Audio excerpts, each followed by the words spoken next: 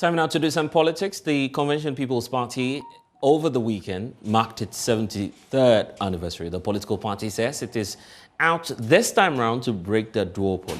Well, they've outlined a number of strategies which the party believes will unseat the new Patriotic Party administration and also prevent the NDC from taking their turn, as it has been the case in the Fourth Republican dispensation. Joining me now via Zoom is Namaku, former chairperson of the Convention People's Party. Thank you for your time. So, congratulations, first of all, on chalking that feat as one of the oldest political traditions in the country. But how is it possible, looking at the trajectory that we've seen so far in the Fourth Democratic dispensation, that you'd so easily unseat the NPP and also prevent the NDC from winning the next elections? First of all, let me take the opportunity and most importantly to the students and the parents who are going through this whole trauma. And as we are all pleading, we hope that the police will be more careful. These are young people. We've all gone through this when we're young. And next time, they should find a way of working with them. I'm sure no young person is out there to cause major harm. I saw young girls, so that sure they just want some few things and their right side. And the tear gas, yes, but sometimes it might be too violent. And some of them actually really reacted. It's not only gunshots, it's even tear gas to an asthmatic patient or something, and even the commotion in running, people can get hurt, they can run over others and things. So I believe that we all need to do more than we are doing now. The question that you asked, the answer is in the fact that today I'm sitting here with you, somewhere outside where you are, and we can talk. We are using technology. And technology, when properly used, creates magic. And that's exactly what we intend to do. The youth of this country today are exhausted. They are tired. They are asking for a change. This is about, it looks like we are about the same position that Osajifo was or were 73 years ago, when the youth of Ghana were looking for independence now. And others were saying, let's do it, but it should be gradual. And then when Osajifo then set up CPP based on the independence now call, that's exactly what happened. So we stood in the same grounds. We stood at Arena where Osajifo stood when he formed the CPP and asked the youth of the country to use their energy to be able to do what was necessary. We are only saying this. We are CPP. We are the Convention People's Party. It is us that brought the political independence based on the energy of our fathers who were the youth at that time. We are asking the youth to do exactly what they're asking for. But they all want a change. And we can't do it doing the conventional method. So we need to do it their way. And their way is using the technology that's available. And that is why we are so confident that any youth hearing my voice, whether the person is paralyzed, bird, can read, can do anything, as long as they stay online, they just go to *920*277#. That's all they do, and they become CPP members. Oh, so what you're doing as well is gaining more following by the use of technology. How many persons are you seeking to roll on as members of the CPP? The CPP, as we have said, with this particular leadership, we came in with a clear understanding of what CPP's problem is. We have the best ideology, we have the best vision. However, it is because we don't have the base, the grassroots. We have given our grassroots to the NDC when we merge with them. So all we are seeking to do is to fill that position. The position at the grassroots gives us 800,000 young people as executives. And that's what we are asking the youth to take. They are taking over as chairman, vice chair, executives, youth organizers, women's organizers, treasurers, all those kind of positions, up to 17 of them at each polling station. Almost 40,000, 17 of them at each electoral area, almost 6,200. When you add all, we are talking about 800,000 executive youth that we are asking. What would you say to someone What would you say to someone who walks up to you? What would you say to someone who walks up to you to say, well, the CPP is not as attractive as the two main political parties that we've dealt with in the Fourth Republic? I agree with the person. I'm just telling the youth today, life is a continuum and there's nothing static in this world. There was a time that I'm telling you, there was no even CPP. We had UGCC and all those people. But at that time, and we had the governors here, we have our colonial invaders. But when the energy of the youth was ready, when the youth made a decision, when they decided that they wanted to take their destiny into their own hands, I am not the entire Ghana. The Ghanaian youth, including yourself, know that the country is not working. We know that the corruption, we know that they don't have access to accommodation, no jobs, nothing. They cannot continue to sit there and complain. We are giving them a chance to take over and be able to put their own destiny and do what is right. You don't need to have anything attractive. You become attractive when you take responsibility. You become attractive when you take over. Osadifo told us that the African is capable, and I believe that the Ghanaian is also capable. Yeah, today. and you need to demonstrate that. For some, the point is right. To send economic invaders away.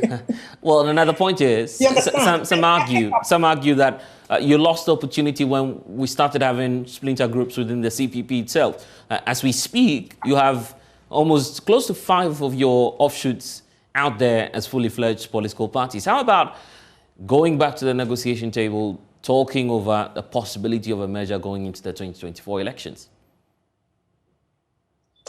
Unity any day is the best. Unity with a common purpose, a vision in a particular direction is always better. What we are saying is that it is not for us, even if we all come together today. We don't have the grassroots. None of us do.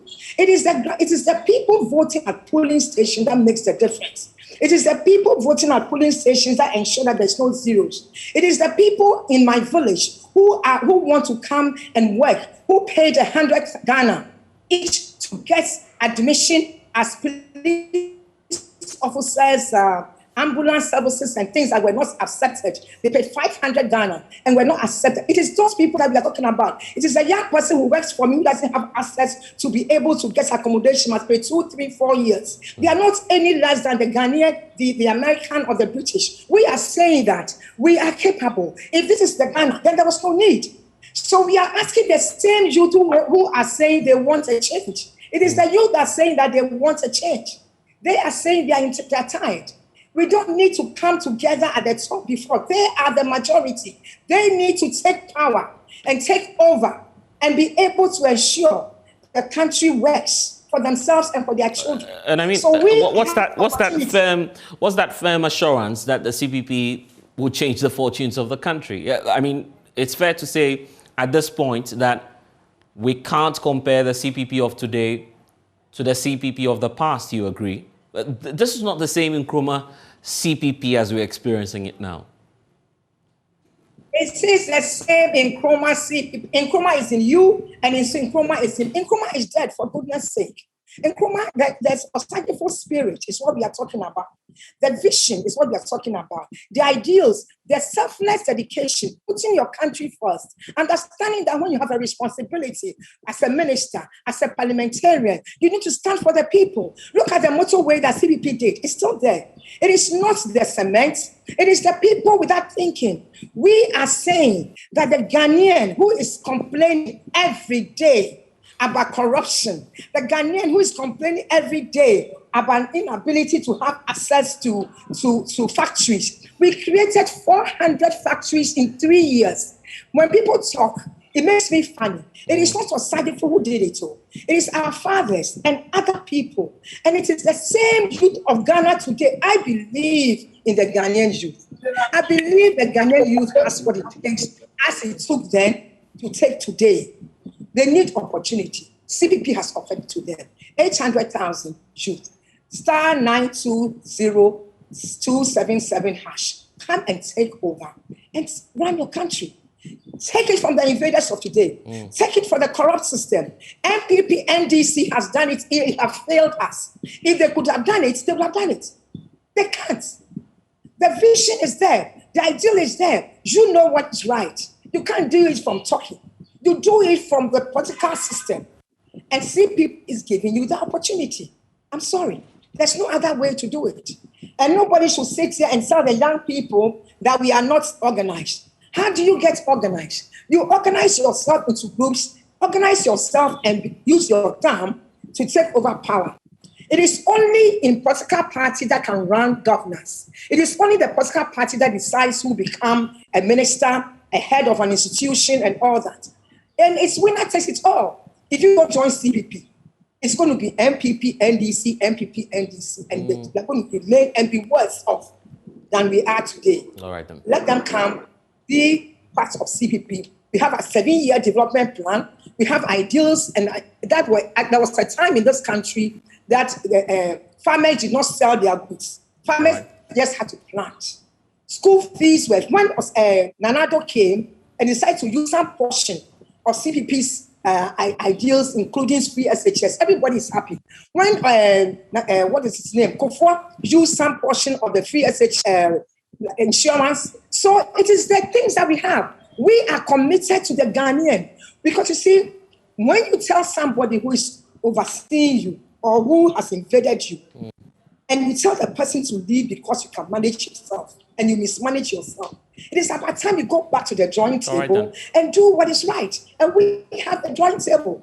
I mean, we have the blueprints. I see. So, and for me, I believe that everything is within the Ghanaian to do it. And the Ghanaian youth has it. The Ghanaian youth. We are not asking people from outside to invade Ghana. We are asking the Ghanaian intellectual, Ghanaian carpenter, the Ghanaian mason, the Ghanaian teacher, the Ghanaian doctor, the Ghanaian nurse who is complaining. We are asking her to take over by putting her thumb and becoming the one in the seat making the decision, as we did before, and we send the invaders away. This is something that has been done, and it must be repeated. And that's all we are asking. Star 920 star 277 hash.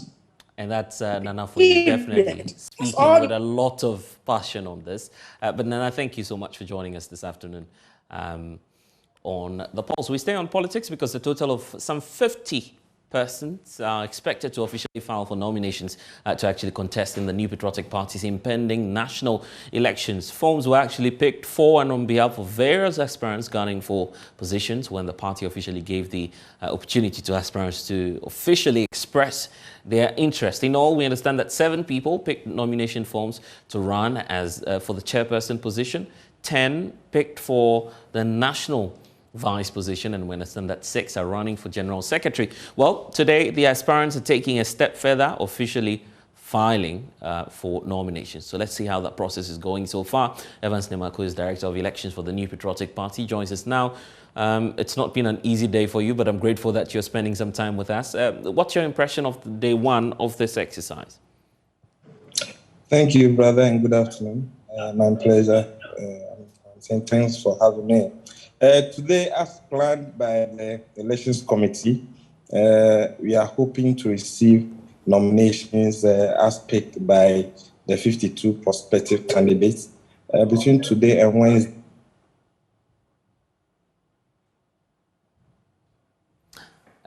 Evans, if you can hear me, you were making a point about...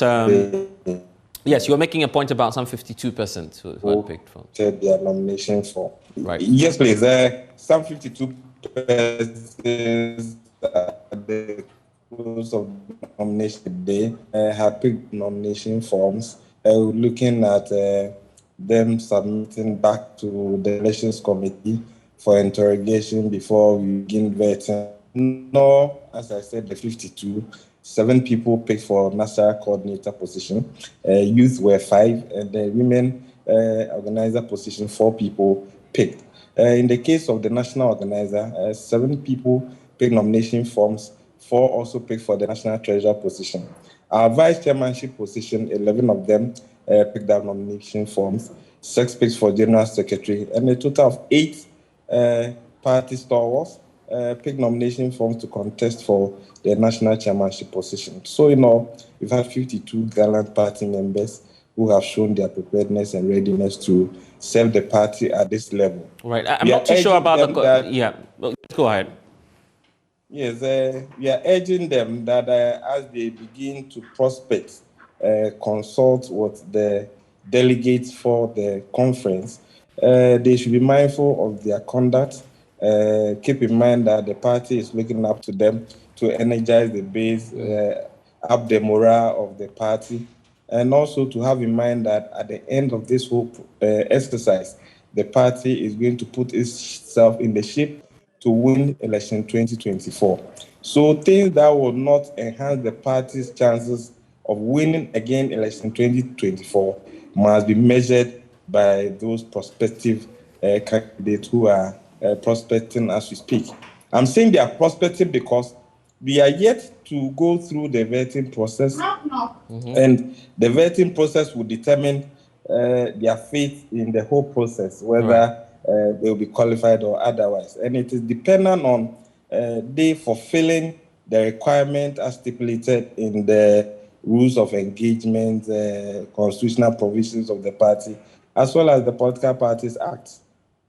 But then let's talk about the figures itself. 52, as you're indicating to us now. What comparisons do you have in terms of the last internal elections? Well, I mean, if you look at what happened in Koforidua 4 years ago, we had 47 people contesting these positions. We are yet to know whether all the 52 will be successful through the process. So, as I've always told you, we just have to be patient and pray for the party to go through this process. It's going to be very transparent. And for those who have today submitted, we've told them that the Elections Committee is going to have a session with them to discuss the whole process. They will be given access to the voter register after they've been successful in the process. And everything will be laid there, very transparent to all stakeholders. We've had discussion with the Electoral Commission, and so depending on the number of voting centers that will be set up, candidates will be given accreditation for their agents. The selection of agents will be discussed between the Elections Committee and the candidates. We hope that we all comply with the rules and regulations as well as other directions and technical advice that will come from the Electoral Commission. With regards to issues of security, we've had extensive discussion with the Ghana Police Service, and as they provided services when we started our polling station elections, we will continue to engage and make sure that our conference will be conducted in a manner that reflects all shades of discussion. Right. You were talking about the figures earlier, hoping that all 52 will make it through the vetting stage. What opening do you have for all these persons who are returning and filing for nominations? How many days do they have for the vetting process to kickstart? Well, they were told, I mean, when nomination was open on the 8th, we closed yesterday. We had a very long period of opening and closing nomination from 8 to 12. And they knew that between today and Wednesday, they have to submit back the forms to the Elections Committee. Elections Committee will begin vetting Friday with the wings, which are the Nasara youth and women. Then on Saturday, the committee will engage the National Treasurer and the organizer, prospective candidates. Then on Sunday will be the turn of the National Vice Chairmanship position. And then Monday, which is the last day of the vetting, 20th, we'll have sessions with the General Secretary aspirant as well as the National Chairman candidate. So that is the plan put in place so far. What's interesting is that with this process, and I'm talking about the national executive elections, by the time it's ending, the new Patriotic Party will be in a position to determine whether it has a united front or otherwise going into the 2024 elections. There are likely some candidates, who may go out, vent their anger and raise their concerns about the process itself and the integrity nature of it. What measures are you putting in place to ensure that all of these concerns are addressed before the general elections itself? Well, the Elections Committee, if you look at the caliber of people who are members in this committee, I think you'll be happy to accept their judgment. You have McMahon as the chair of the committee. You have Ambassador Edward Boateng as a member. You have Dr. Engineer Kwesi BSc as a member. You have Mrs. Awusi Awuti as a member. We have Alhaji Bismi as a member. We have lawyer Imam Dakwa as a member. We have lawyer Gary Makomafo.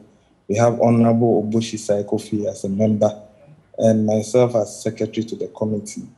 And so if you look at the nature of the committee that has been put together by the National Council, you have difficulty not to accept the outcome of any engagement. Beyond that, the party has also put together the Dambuchi Committee, which serves as an appeals committee, and they'll be responsible to hear any appeal from any of the prospective candidates who may feel aggrieved after the vetting process. And so there's another opportunity for whoever will be one or the other feel aggrieved to submit themselves for other level of engagement. The party hopes that as long as we open up in this whole process, it becomes very transparent and proper engagements are done, communicated accordingly, people will be ready to accept the outcome. At the end of the day, these men and women are putting up themselves to work for the party at this level to ensure that we'll win election 2024. So that's what we are working towards.